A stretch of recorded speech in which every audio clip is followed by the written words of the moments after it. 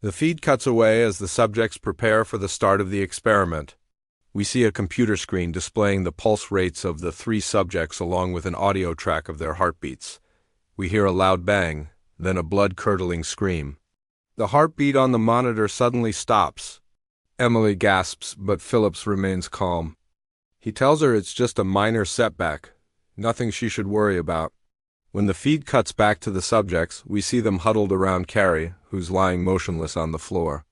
Crawford motions for Tony to check her pulse while he scans the room frantically for an emergency button. Tony kneels beside her and confirms she's still breathing, albeit slowly. Realizing the room has no exits, Crawford panics and demands that Tony let him out.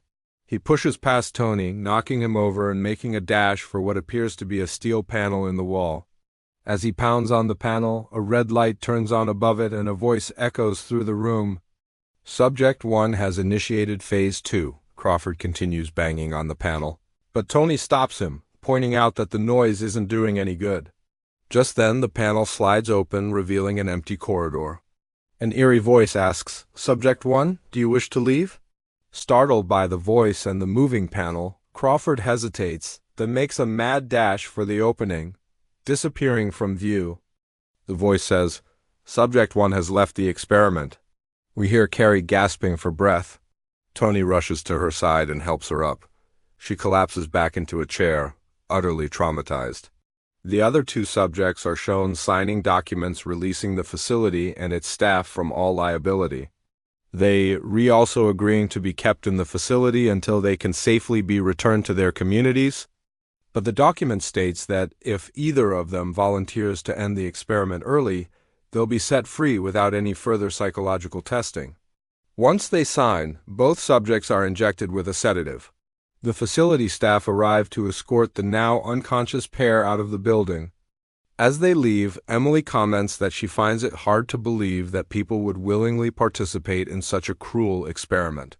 Phillips replies that the human capacity for self-destruction is infinite, citing abusive relationships and dangerous habits as examples. He believes that by studying these tendencies, they can help people avoid such destructive behavior.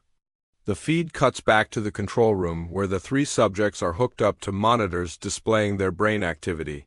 A loud crash is heard, and one of the monitors suddenly goes blank. Emily and Phillips exchange a worried look. Just then, the other 2 monitors begin flashing, and a series of numbers appear on them. Suddenly, the lights go out, plunging the room into darkness. The backup generator kicks in, illuminating the monitors, which now display nothing but static. Emily runs to a control panel and presses a button, restoring the feed to the test room.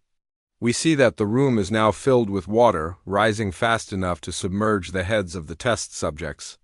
The 3 subjects struggle to free themselves from their restraints, but to no avail. The water reaches chest level and the monitor displays their panicked expressions as the experiment comes to a terrifying end.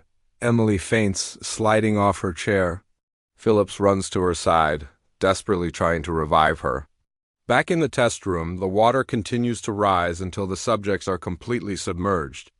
The last thing they see is each other's terrified faces before everything goes black. Hello, and welcome back to another exciting episode here at the channel. Today we've got a special treat for you all. Before we begin, please take a moment to subscribe so you never miss an upload.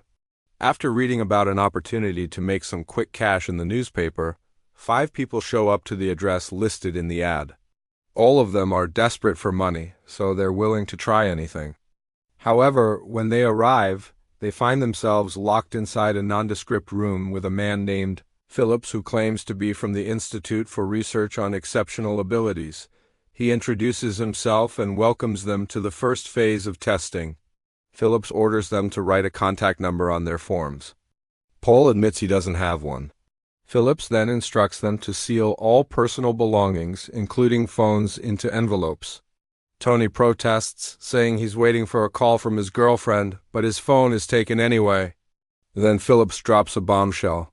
He calmly tells them that each phase will result in an elimination, but no matter the order, everyone will receive the same pay. He politely asks Carrie for her name, then suddenly grabs her face and shoots her in the head without warning. Chaos explodes in the room.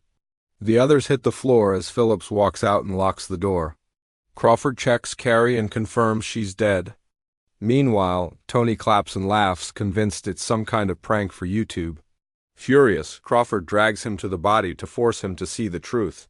Tony finally breaks down, screaming for help and smashing himself against the windows, but nothing works. Both Tony and Crawford pound at the walls and panels, but it's hopeless. Tony realizes with horror that this is the true test. They're being watched to see how people react after witnessing an execution. Inside the room, the men begin questioning how this could be real, especially since they signed up through simple newspaper ads. They slowly realize they don't even know where they are. They had all been blindfolded and driven for hours before arriving. Suddenly, a loud beep sounds. A hatch in the wall opens, dropping the gun that had just killed Carrie.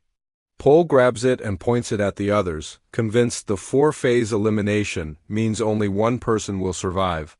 Crawford forces him to check the chamber. There's only one bullet. He quickly concludes the gun isn't meant for murder, but for something else entirely. Another beep echoes and a timer lights up on a small screen. A voice announces they have just 2 hours left. Then a piece of paper drops from the hatch with a chilling question. What number do Americans choose most frequently between 1 and 33? The rules are clear. The person with the farthest guess will be the next to die. If they refuse to answer, all of them will be eliminated. As the remaining contestants panic and try to figure out the answer, Emily remains calm. She instantly catches that the rules are written in broken, non-native English. Phillips praises her, impressed at how fast she spotted the flaw. "You are correct," he says. "But why are you still here? Don't you want to win the prize money?" Confused, Emily asks how Phillips gets away with this.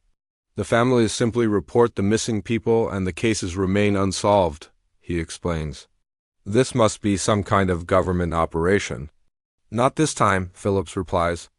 "The MK program has always been independent from the government, but that will all become clear soon enough." With that, he turns and walks away, leaving her with more questions than answers. So what do you think? How do you feel about Phillips's methods? Let us know your thoughts below, and don't forget to like and subscribe for more thrilling content. See you next time.